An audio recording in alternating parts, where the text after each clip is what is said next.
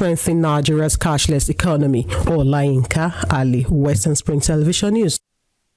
Meanwhile, the Nigerian National Petroleum Company Limited says the country's domestic gas infrastructure network has the capacity to transport 6.9 billion standard cubic feet of gas to support power generation and gas-based industries. The NNPC Limited Group Chief Executive Officer Mili Kyari made this known yesterday in Abuja at the 2023 edition of the Oloibiri Lecture Series and Energy Forum. Mr. Kyari said the country's huge investment in gas infrastructure is hinged on its growing natural gas reserves, thus supporting the nation's aspiration to create Africa's biggest industrial hub powered by low-carbon energy.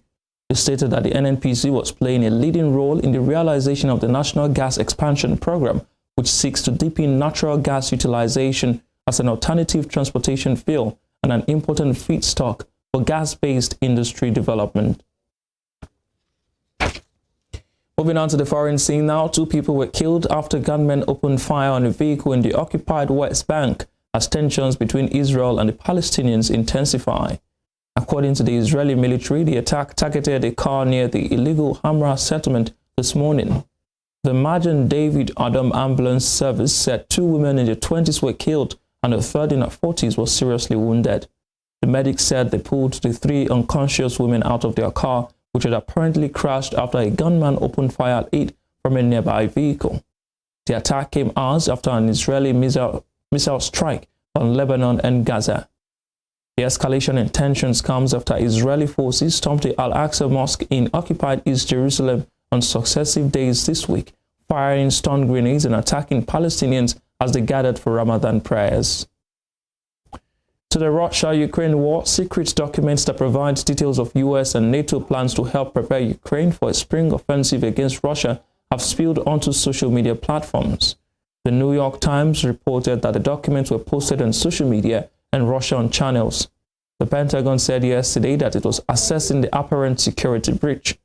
The Pentagon Deputy Press Secretary Sabrina Singh said it was aware of the reports of social media posts, adding that the department is reviewing the matter. The documents were spread on Twitter and Telegram and reportedly contained charts and details about weapons deliveries, battalion strength, and other sensitive information. There was no explanation as to how the plans were obtained. In Asia, China has deployed warships and aircraft near Taiwan for a second day and imposed sanctions amid anger in Beijing over this week's meeting between the self-ruled island's president Tsai Ing-wen and U.S. Speaker Kenny McCarthy. The Taiwan's Ministry of National Defense said 3 Chinese warships sailed in waters surrounding the island, which China claims as its own, while a fighter jet and an anti-submarine helicopter also crossed the island's defense air zone identification zone. On Wednesday, China's Shandong aircraft carrier was spotted sailing through Taiwan's southeastern waters on its way to the Western Pacific, hours before Ms. Tsai met Mr. McCarthy in Los Angeles. Beijing sent out repeated warnings before the meeting took place and issued a rebuke yesterday after the event had concluded. Talking sports, Liverpool manager Jurgen Klopp says Arsenal are a different team under the project of Mikel Arteta, which he has been building for a few years. Klopp made this known in his press conference ahead of his side's clash with the North London side, adding that they play really good football. He noted that the current Arsenal team was nicely set up as well as good transfers on top of that, but a really stable team.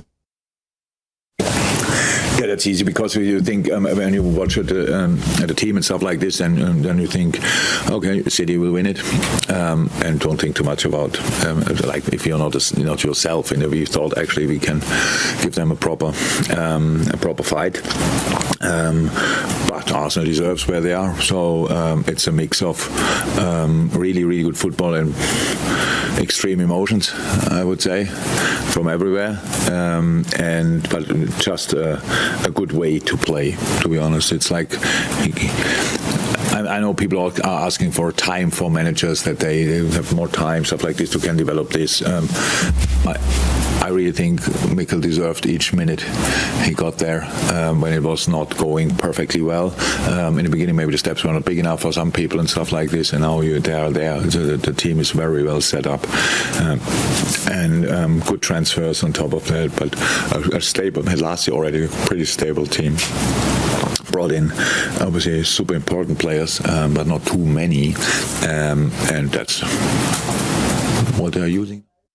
Before we end the news, there is a recap of our top stories. A former deputy governor of Nasarawa State, Professor Onje Gewado, has been abducted. Julius Apure has rejected what he described as illegitimate executive members of the Labour Party, maintaining that he remains the national chairman of the party. And on the foreign scene, we told you that 2 people were killed after a gunman opened fire on a vehicle in the occupied West Bank as tensions between Israel and the Palestinians intensify. You can follow us on our social media handles on Facebook, Instagram, and Twitter at Western Spring Television. You can also watch us live on our YouTube channel at Western Spring Television.